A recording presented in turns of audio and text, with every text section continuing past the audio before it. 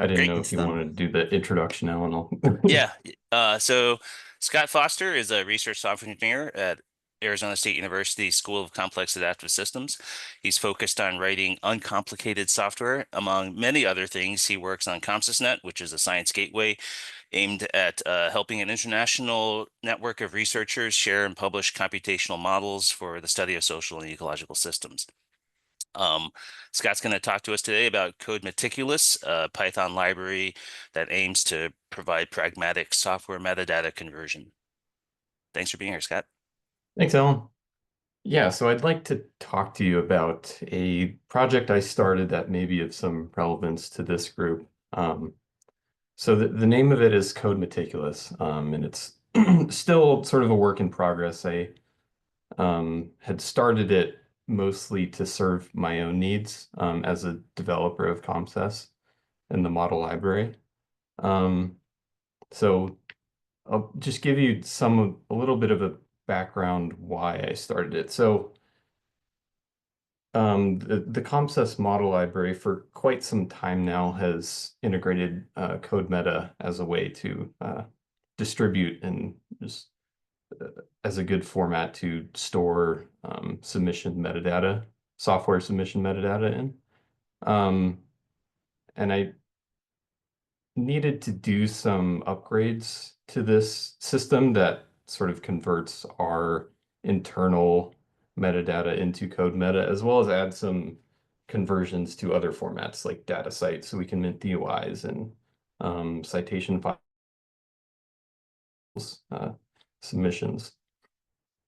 And what I found was that it was quite a pain to work with all of these different formats, especially if you have them in just like bare Python dictionaries or something. It sort of feels like you're reaching your hand into like just a giant black box and you never really know what you're going to get. So what I found myself wanting was something that helped with type safety that deals with like the various formats like CodeMeta, like something like an in-memory object that I can my Python editor or whatever can recognize, and I can sort of get auto completion and that sort of thing. And also, um, just what it would have been ideal is having these conversions or crosswalks, mappings, whatever we want to call them, sort of already carefully done for me.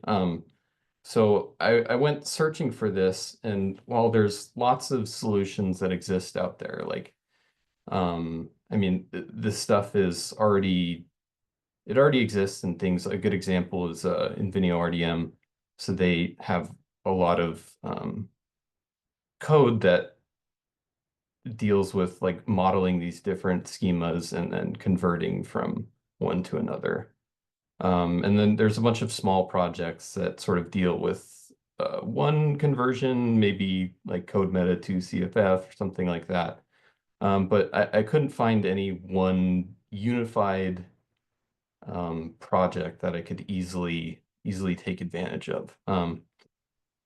So I started this new project as sort of a standalone thing with the intent of using it um, to solve my use cases with ComSysNet, but with the hope that one day it would be useful to someone else facing similar challenges.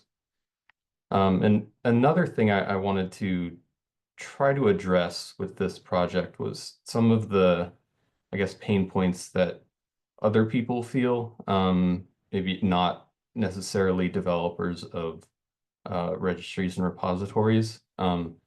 So what I noticed is that the sort of the inconvenience or confusing nature of maintaining several different formats without super good tooling to like convert back and forth or just work with them in general.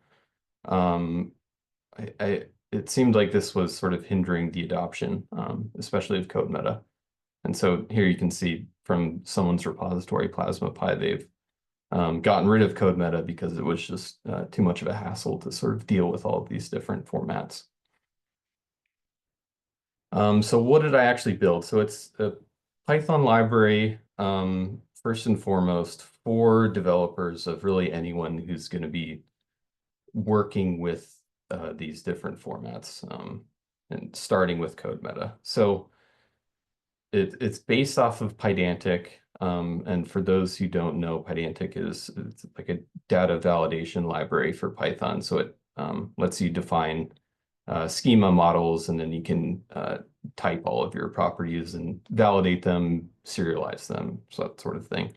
So it provides definitely a better developer experience than just working with something like dictionaries, where it's all the information is untyped inside it. Um, and so on the right here, you can sort of see just a quick code snippet of what the API actually looks like here. And then it's also a command line tool for anyone else. You can use it to convert, validate, that sort of thing.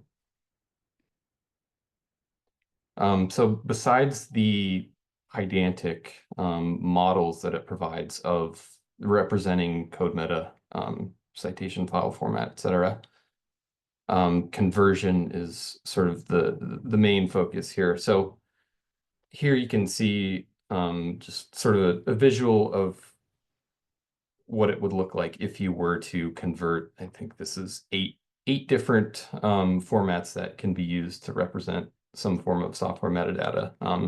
So if you were to go from each one to the other, it would involve quite a bit of conversion logic. And I'm sure some of you have written that sort of thing here, and it's not particularly fun nor quick to do. So what I decided on was basing this around CodeMeta, and sort of using like a hub and spoke model that where CodeMeta is like the central hub representation, and then you have all of these other things that have bridges to and from. So this would let you convert from say Zenodo to DataSite, but it goes through CodeMeta.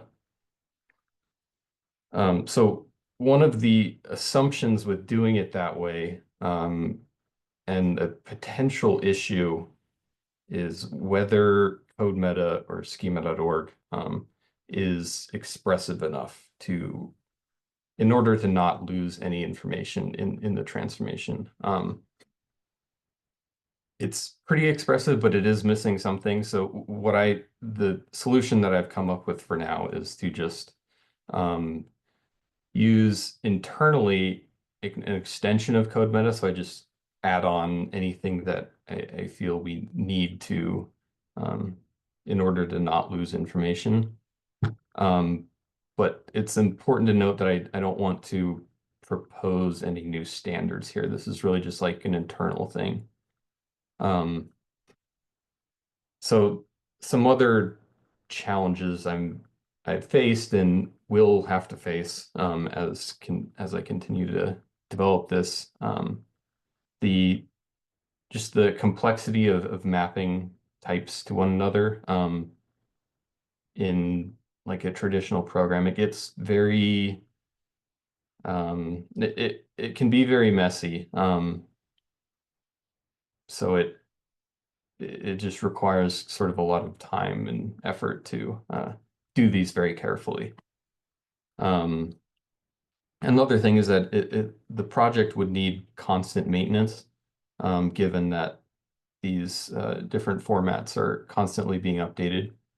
Um, so as we know here, that's not always an easy thing to get people to constantly maintain one project indefinitely. Um, and so the last thing is that it's so Pydantic's very good at validating data, um, but people aren't very good at creating perfect data. And what I mean by that is uh, there's a lot of variation in how people will interpret and write out, say a code meta file. Um, and this is kind of tricky because you don't want to always, you won't want to be super strict, but you also don't want to allow invalid data. So it's this is sort of just a challenge that has to be worked out. So the current status of this project, I have sort of a minimum viable product that we are currently using in production for the ComSys model library. This only implements a few bridges and models, so it has obviously the CodeMeta base central representation, and then also citation file format data site. And then we also have a bridge to our own internal metadata structure on ComSysNet. So the future of this, I mean, the obvious thing is to continue adding new formats so that it's sort of more widely useful. People can go through and use the convert to and from the formats that they need. Fortunately, this is kind of more of a porting effort since a lot of, like I said, a lot of this work has already been done. It's just really scattered around. And another simple thing I'd like to do is just add a GitHub action. Like I said, there's already a command line interface for this, but I think something that would be nice is if people could just add this to their GitHub repo and it would sort of automatically convert, say say they want to maintain a citation file format file, and then they can just automatically transform to CodeMeta or something like that. And then another sort of little bit of a wacky idea that I had, but I think could be very promising is shoving AI into this. And so that would be using LLMs to sort of perform or enhance the mappings, um, but retaining sort of some of the features of the like you retain strict validation and that sort of thing to make sure it's not dumping out complete garbage. And LLMs have pretty good integration with Pydantic and that sort of thing for validation these days. But the main benefit of this would be, I guess, one, there's um, obviously it saves a lot of time from uh, meticulously developing the conversion logic required to extract everything possible. There's really just sort of like an infinite number of things that you can try to um, like different techniques that you can try to pull out extra information. So one example that I thought of for this, just looking over sort of what I had written for the conversion logic. So in citation file formats, there's a couple fields for repositories. There's a code repository and then there's a non-code repository. Um, and so on the bottom here, I have this example CodeMeta, incomplete CodeMeta file. And it has two links to two repositories. One's a GitHub, and that's in the code repository field. And there's also a related link, which semantically can sort of be any link related to this project. And so people here who are familiar with the ASCL and most likely an LLM would be able to look at the related link and recognize that the ASCL is most likely referring to the entry for this project that the CodeMeta file is describing, and then would be able to pull it out and place it into that non-code repository field. But for a traditional program, this is very difficult to consider all these sorts of things. I mean, you can try to do you can write some complicated thing to solve this specific use case, but for considering everything, and there's lots of these examples, it would be extremely difficult. So that's just, I think this idea is somewhat promising. I wouldn't want it to be the only way that this library works, but I guess I'd be interested to hear what other people think about it as well. So that's all I got. I'm more than happy to answer people's questions about this and see what people think. Great. Thank you, Scott. Sure. Yeah, Daniel.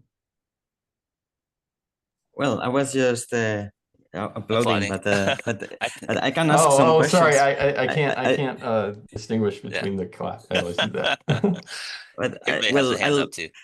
I will let Hervé go first since he raised his hand, and I'm Mhm. gonna raise it now so I can ask questions, right? Okay. Yeah. Yes, please, I go first. Sorry. So I mean that looks great, and I do like the fact that you're using Pydantic. Great Mhm. choice on technically speaking. One thing I'm wondering is so for to address the various challenges you mentioned. I think one one thing could be probably to have uh, to make it a community effort, Yeah, and yeah, absolutely. basically I would I mean this is just me thinking out loud, okay, but given the scope, it could be a side codes uh, sponsored tool or whatever, and with some kind of contribution mechanism uh, that would have to be, you know, I'm just wondering. Uh, I would basically gladly contribute to this code, provided I find a bit of time to work on code once again. And I'm just wondering how I should proceed. Would you be accepting PRs and so on? So Yeah, absolutely. that's If the point. if anyone wants to just jump in on this, that'd be great. So I guess the first step I wanted to take was just to see if people think this is worthwhile. And if it is, then absolutely, I think I would love for this to be a community effort because it's sort of a hard thing to do with just one person. And especially, like I said, a lot of this has already been done and probably by some of you. So it'd be great if people could sort of contribute stuff they've already written, just port it over. Great. I think Daniel, you're next. That makes sense. Right. So I think this also relates to some of the progress that I wanted to report today, because in the workshop, if you remember, we said that we were going to also have one of these tools for metadata extraction. And I think what you presented today combines super well with what SOMEF does, right? Because SOMEF extracts and represents in CodeMeta, and then from your representation, you can go to all the serialization formats that you want, which I think is awesome. So since in some we already detect and funny enough, I think we detect many of these languages conversions to CodeMeta, but not from CodeMeta to anything else. So we support, I think it's Python, R, RPM, CFF, Composer, Cargo, Bowser, GemSpec. So many different languages are already supported, right? So I think there is a lot of potential now to maybe establish like a link between both tools, saying, oh, okay, well, now I use the CodeMeticulous to transform. And especially one thing that you said resonated a lot with me, which is the people want to maintain their metadata file, but they just want to maintain one, right? So let's say that if you are in Python, you want to maintain your package setup.py file where you have your Python metadata, because it's the one that is going to be uploaded to PyPy. And great, if there is a CodeMeta representation, then great. So by configuring that in the action, you can maybe select, okay, I want to convert from this to this other in my own repo, no? And I think that would be great.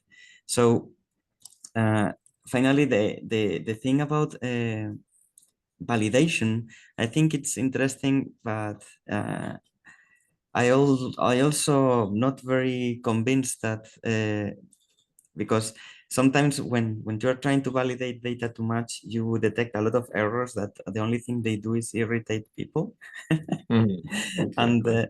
And sometimes people are okay with a little chaos if the basic metadata is there. So we have to be careful not being too picky with what we are trying to validate, right?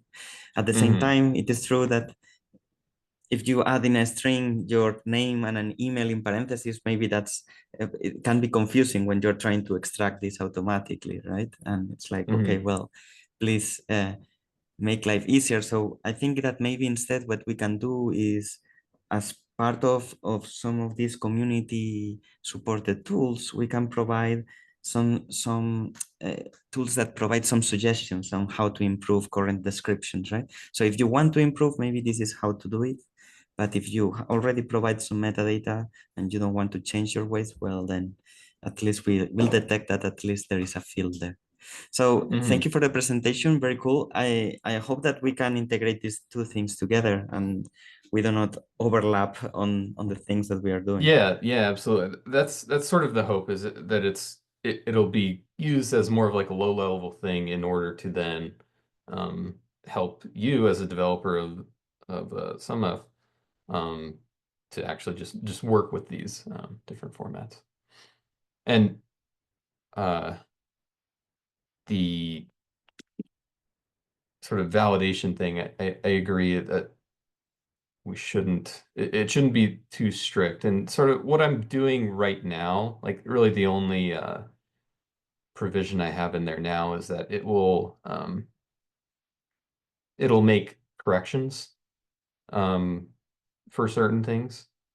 So like one thing that is often sort of confusing for people and not always written the same is the people fields, like in CodeMeta. So like the authors and contributors.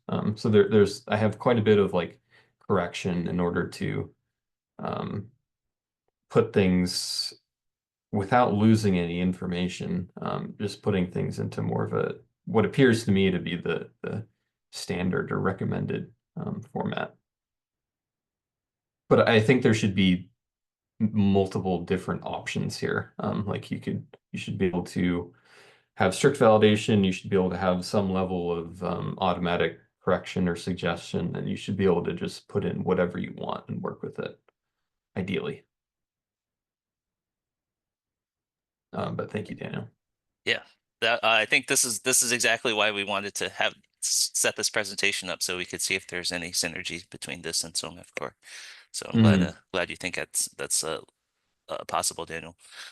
We have Max Sense, Anna, and then Michael. Well, hey Scott, thank you so much for this great presentation. I really enjoyed it. If I can answer your question, do you think it's a contribution? I just agree with Daniel, and I'm happy Daniel answered before because I think his answer would be more conferences than mine. But yes, it's definitely, I think, in general, a contribution to the development of software that can help to map and build crosswords for metadata dedicated to software. And it's absolutely not the first time. I mean, absolutely not. I already saw initiative or project like that about it in Europe as well. And I think, yes, I can definitely imagine co-integration with other projects I could see about that tries to map metadata from another format, and having the CodeMeta as a base is original and interesting to me. So yeah, I mean, that's my opinion. Question, small question, have you ever faced or built regression tests to handle versioning issue you could find? I mean, if I take many I mean, CodeMeta had many version, dataset as well, OpenAir as well, etc. And how did you ever face versioning issue from mapping to another when you try to make evolving your tool? We can say something about. Yeah, totally. That's sort of another, that's its own whole challenge. That's kind of hinted at by some of them, but yes, I have. So like the schemas that I'm defining in Pydantic, they're versions. There's like a CodeMeta v3. And this also gets back to sort of what I was telling Daniel about some of the correction I'm doing. So I think currently how it works is that if you put in CodeMeta v2, it'll recognize it, load it in as CodeMeta v2, but then it'll automatically convert that to CodeMeta v3, and then sort of work with it internally there. But that is a big issue to sort of work out, is how to handle all the different versions. And like the assumption I'm working with now is that we should always just automatically bridge first step to the latest version. But I recognize that there are definitely somewhere I'm sure there's a use case where someone needs to work with CodeMeta v2 for some reason because they have some other part that's expecting that format exactly. So I guess the goal or the plan now is just to provide version schema models to handle the different versions. Thanks. Anna? Yeah, hi. Nice, Scott. This is really important to have a converter between those formats, and you're doing really important work. Thank you. Just wanted to note that this model that you have with a central hub in CodeMeta, that's definitely the best model that you can consider for conversions. But it's really important for that central node to be expressive enough. And the fact that you have to include you have to create your own internal schema that has additional fields. That actually makes those conversions much more lossy than they have to be. I mean, not the first time around,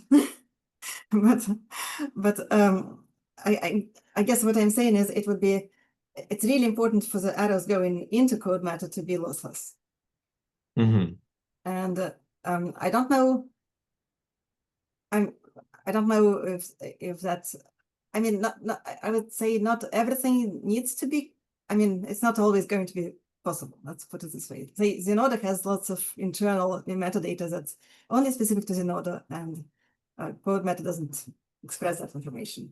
But anything that's integral to software needs to somehow be expressed in that central hub. So the question is, would it be possible to like record all of the fields that are being lost in that conversion from the different formats to CodeMeta, and would it be possible to maybe in this group within Psychos to have a discussion about why do we need to lose those fields? Are they important? Is it important to have them, or is it okay to lose them in conversion?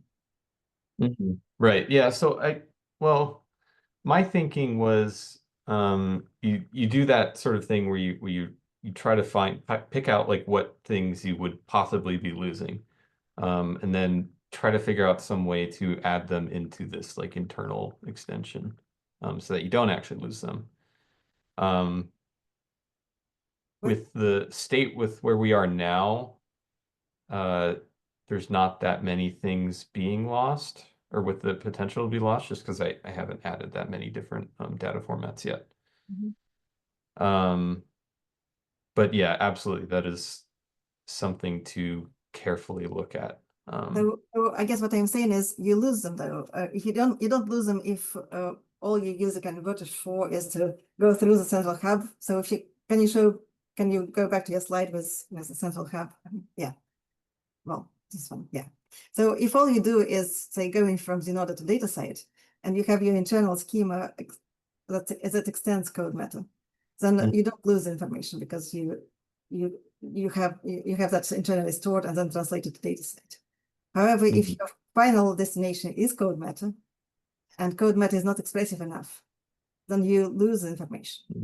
Okay, I see. Yeah, so so I guess that sort of just gets into what CodeMeta itself is missing. Yes, I what is it? How can it use?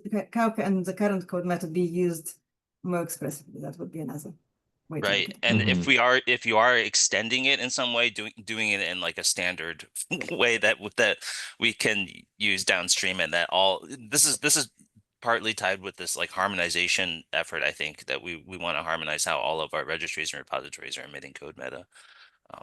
Or right, I yeah. think it So might be able to like help with that too. so like if this work is being done to actually extend CodeMeta, and then you would also want to consider like standardizing some extension, I guess you wouldn't want to duplicate that work. So I guess that would sort of coincide here. You could Well, reuse the that thing is, work. the thing here is that there are some there are some proposal. I'm sorry, Michael. I'm it's just that my comment is very related to this question. I raised many properties in CodeMeta since years ago, right? The problem with CodeMeta when you want to propose some additional stuff is that things go a little slow. So I think in fact in SUMIF what I did in the end is that I just recognize metadata categories and I just recognize where they come from, and then I express as many as they can in CodeMeta, and that's how it goes. As Scott was saying, there are not many, but there are a few that for which CodeMeta is not expressive enough. For example, I found some issues with Docker files and build files, which may have different interpretations depending on how you put it, or if my repository has workflow files that I want to recognize somehow. Sometimes this is not straightforward in CodeMeta. By workflows, I mean literally workflow recipes, not GitHub actions, right? So there are a few things that it's not expressive enough, but well, if I report later, I can tell you the latest thing that I pushed to the repo, and we can discuss as well. Just wanted to kind of put in a word of warning here, because I've been involved in many communities that develop standards, and at some point the standards become complicated enough, and the community becomes large enough that it kind of goes stale.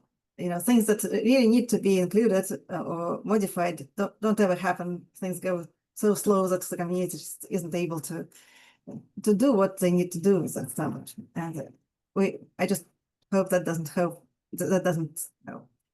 affect CodeMeta. And I agree, but when I was talking to Moran about this as well, and she was telling me, well, but you have to understand that new release also it involves certain infrastructure development that from the people that have adopted previous versions also has a cost, right?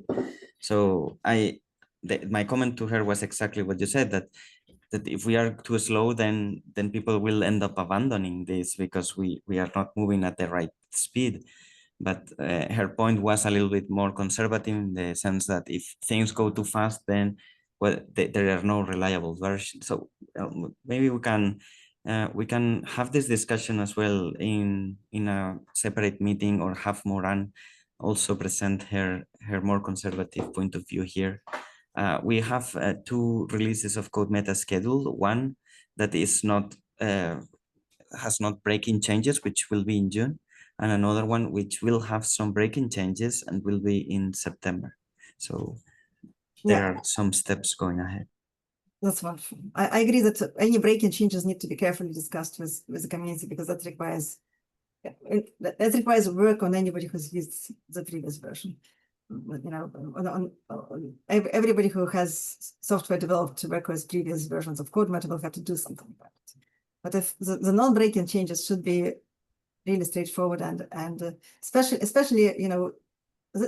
is kind of work on the ground, is figuring out, well, you take one format, you convert it to another format. What do you lose by not being able to fit it into CodeMeta? And this is exactly the kind of analysis that needs to be done to make this community standard.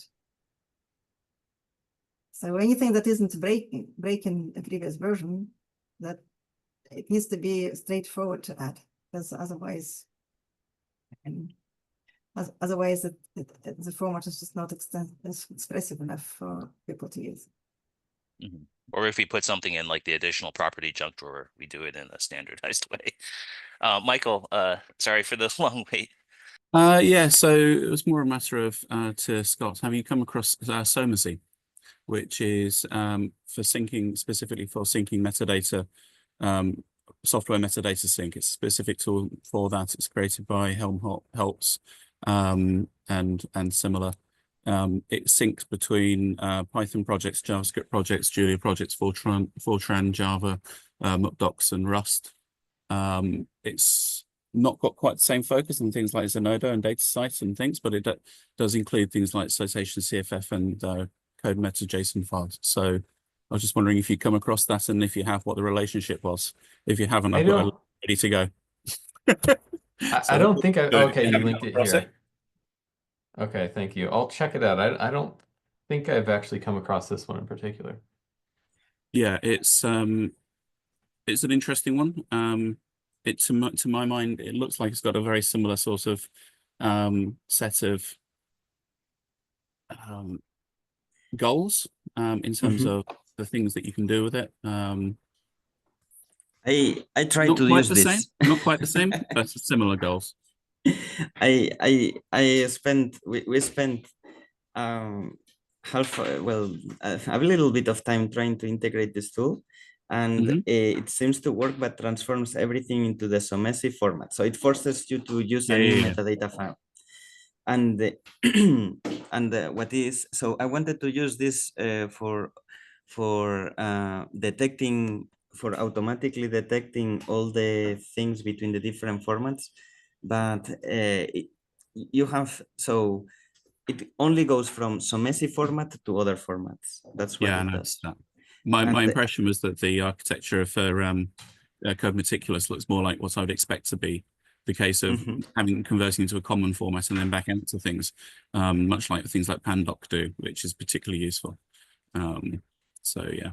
I mean, I really tried to use this tool, right? Because it really I looks get that. I get good, that, yeah. and I really tried to incorporate it in SOMEP when I was doing because in SOMEP we are doing the ingestion of metadata. So for doing any ingestion, we discovered that it goes only from the Somacy format to the other format. So for doing the outgoing part is fine. But for doing the incoming part, at least all the tests that we did, and I really went through the documentation, we installed the tool, I had a developer looked into this for half a week, and we did not find a way of doing the reverse. So in the end, we had to use just another thing. That's useful. But that's appreciated. Yeah, I was just interested if anyone had experience. It is very relevant. Yeah. So I maybe the approach that they use is also relevant. Scott, please have a look. Yeah, for thank sure. you for bringing it. I hadn't seen that one. And yeah, my impression was that it did more. It talked to more formats, but what my impression was is that what your diagram that was on the screen just a second ago is definitely more of what I would have expected architectural wise for conversions between things. Having something in the middle, whether it's CodeMeta or if it's just an intermediate internal format, just makes a lot more sense to me. So, right. Yeah. So like the other big piece to what I'm trying to do is like giving a better developer experience with the models themselves. So it's you have like a well-typed model with Pydantic rather than just like you have writers and readers, and they're just serializing to a dictionary and then dumping it out, that sort of thing. Yeah. While that reminds me, I think I would be neglectful if I didn't mention this other project that I found only recently after starting this. It's called, well, there's quite a few different ports of it, but it's by Martin Fenner. I don't know if anyone knows him. Yeah, Martin used to be a part of this group. Actually. Okay, yeah, I figured something like that would be the case. So he has this common meta, So this is an extremely similar project. The difference is, one, it doesn't use Pydantic or any sort of validation schema modeling library.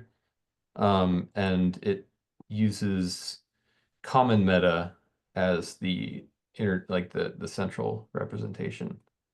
So otherwise the conversion architecture is exactly the same as what I have, but instead of CodeMeta, he's using CommonMeta, which is, I think, his new standard format, which to me it looks less expressive than CodeMeta.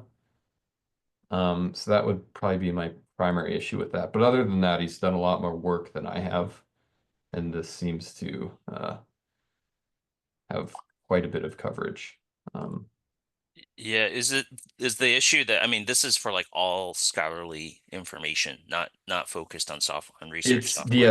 I think that's sort of the thing, is that it's even more general than software metadata. So I think that's sort of the issue with CommonMeta for software metadata, is that it's not quite as expressive as CodeMeta is. But Well, this is far and away the closest thing to my project that I've started. So I think it's worth mentioning, and I'll probably think more about how to take advantage of the fact that this has already been done to an extent. Yeah, well, Great. but it seems like the focus is a little bit different, and Mhm. just by looking, so I was talking to Rebecca Ringet from NASA, and she for example was looking into the data side representation of CodeMeta, and it's full of errors. So we have to be. I think that having a layer on top of this that is specific to software metadata has quite some value. So I think. I think your work has a place in the community. Yeah, definitely. I don't think finding this invalidates what I've started, but it is interesting because it's very similar in some sense. If there's a consensus, would people be open to hosting, to moving, Scott, for you to move the library over to the SciCodes organization and just have it be maintained there? That might give it that we could do that before we have an official PyPy release. Yeah, I'm Yeah, happy that would with make that. sense. By the way, I have some questions about this. Like, when we release something to PyPy, how do we do it? Like, do I release it as with my name in my organization? Do we have a PyPy SciCodes organization that will be officially the one hosting the packages? What do you want to do? I think it would be better to have some sort of PyPy organization, right? So I can Yeah, upload I the agree. package and then associate it with that organization. Yeah, I think that's the right way forward. I mean, I agree. it would give it a little bit more longevity, I suppose, right? Mm-hmm. All right, I'm happy to be the guinea pig with this because well, sorry. First of all, are we done with the presentation? Yeah, Because we can then, stop recording. okay, I'm gonna All stop right, Lisa. recording. Thank you again, Scott. Mm-hmm. Thanks very